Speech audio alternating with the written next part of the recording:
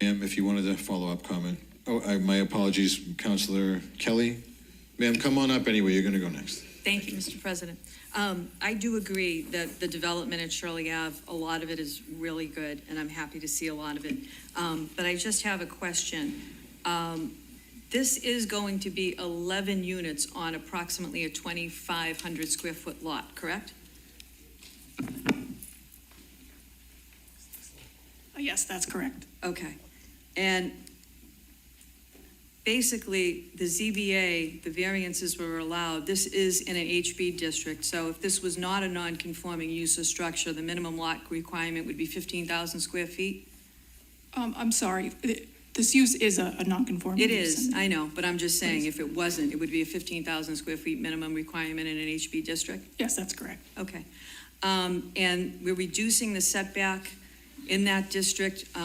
The variance that was received approximately was a setback of 100 feet would be required. This is 2 feet. It's going to be down to 2 feet of a setback, front yard setback. I'm not positive about the 100-foot setback, but I believe one of the variances. So this will be a granted was 2 for feet front setback, right?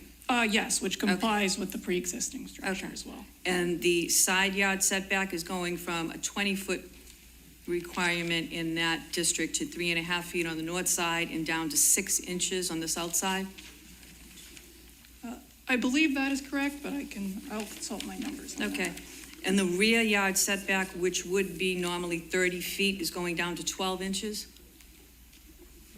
Yes, I believe that is correct Okay. as well. And we're increasing the floor area ratio from 1 to 3, right? Yes, that is correct. Okay. So I noticed there was a letter of support from Attorney D'Ambrosio that cited our purpose and intent of the City of Revere revised zoning ordinances. But I'd like to, he left out some of the other purposes of and intents of our revised zoning ordinances, and I'd just like to list a couple of them here.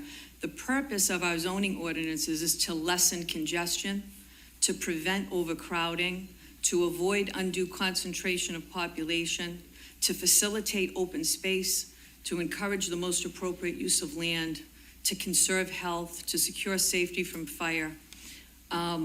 All of these objectives are supposed to be fulfilled, and I don't think any of these objectives are fulfilled as a result of this development. I mean, I understand we need housing, but I also, and correct me if I'm wrong, does this fall into our new designated smart growth overlay district?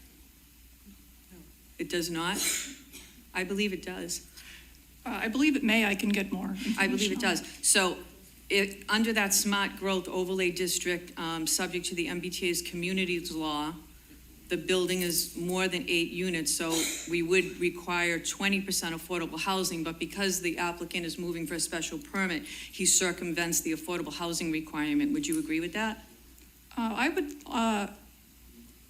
would say that the Mr. overlay President, district- point of information. State your point, Councilor. This is obviously by rule going to zoning. Okay, And I think we'll do some of this discussion there. that's Thank you, fine. Councilor Zambuda. That's fine. Councilor Kelly, are you finished? You can feel free. That's fine. Well, I wasn't, but I mean, I do want to talk about the MBTA communities law and how the request for the special permit, in my opinion, circumvents the requirement of affordable housing. But we can talk about it at zoning. Okay, yeah. Thank Thank you, you. Councilor. Ms. Dumas,